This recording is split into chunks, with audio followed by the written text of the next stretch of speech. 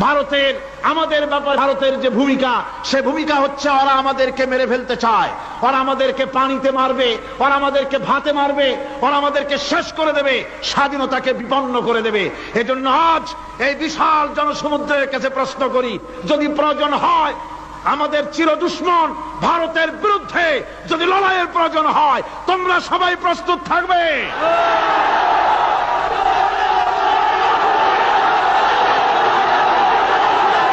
আমি আজ আপনাদের খেদমতে আরজ করতে চাই, পৃথিবীর নির্যাতিত মুসলমানদের পাশে আমরা আমাদের জীবন নিয়ে পাহারা দেব।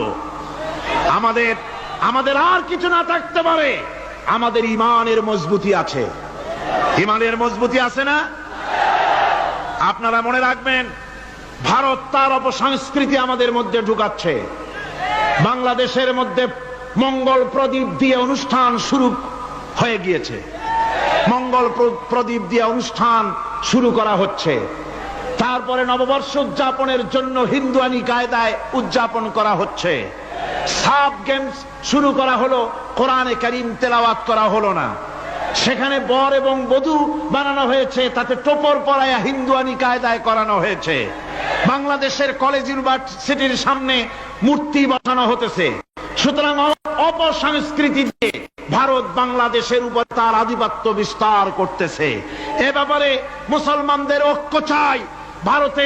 আমাদের ব্যাপারে ভারতের যে ভূমিকা, সে ভূমিকা হচ্ছে ওরা আমাদেরকে মেরে ফেলতে চায়, ওরা আমাদেরকে পানিতে মারবে, ওরা আমাদেরকে ভাতে মারবে, ওরা আমাদেরকে শেষ করে দেবে, স্বাধীনতাকে বিপন্ন করে দেবে। এজন্য আজ এই বিশাল জনসমুদ্রের কাছে প্রশ্ন করি, যদি প্রয়োজন হয় আমাদের চির দুশ্মন ভারতের বিরুদ্ধে যদি লড়াইয়ের প্রয়োজন হয়, তোমরা সবাই প্রস্তুত থাকবে?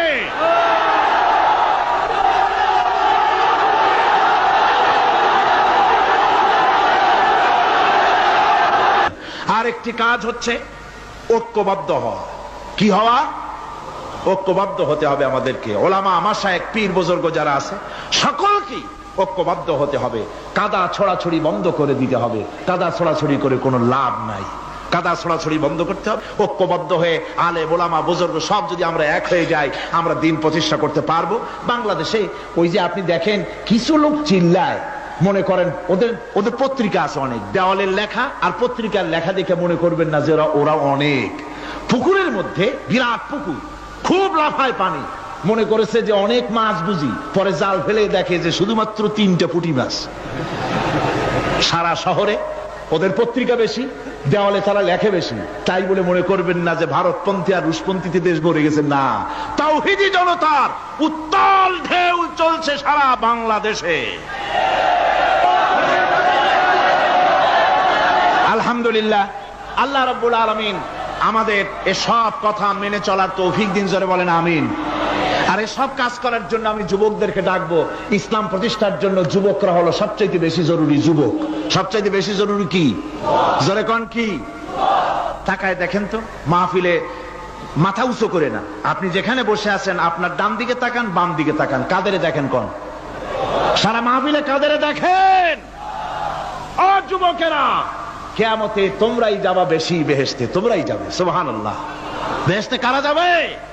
যুবকরা যাবে, তোমরা বেহেশতে যাবে।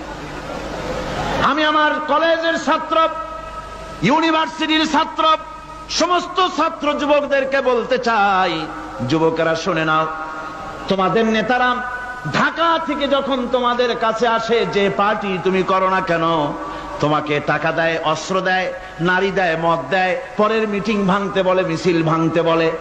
তুমি আমাকে বলো, নিজের কাছে নিজে প্রশ্ন করো, তোমার নেতা কি কোনোদিন তোমাকে বলেছে বাবা আল্লাহর দরবারে উঠতে হবে, কিয়ামতে জবাব দিতে হবে, খবরদার 5 ওয়াক্ত নামাজ ঠিক মতো পড়ো, সকালবেলায় কোরআন শরীফ পড়ো, মা বাবার খিদমত করো, আর সত্য কথা বলো, মারামারি কোনোদিন করো না, এমন কথা কোন নেতা তোমাকে কোনোদিন বলেছে নাকি? বলে নাই। তোমার নেতারা তোমাকে লাঠির মতো ব্যবহার করে।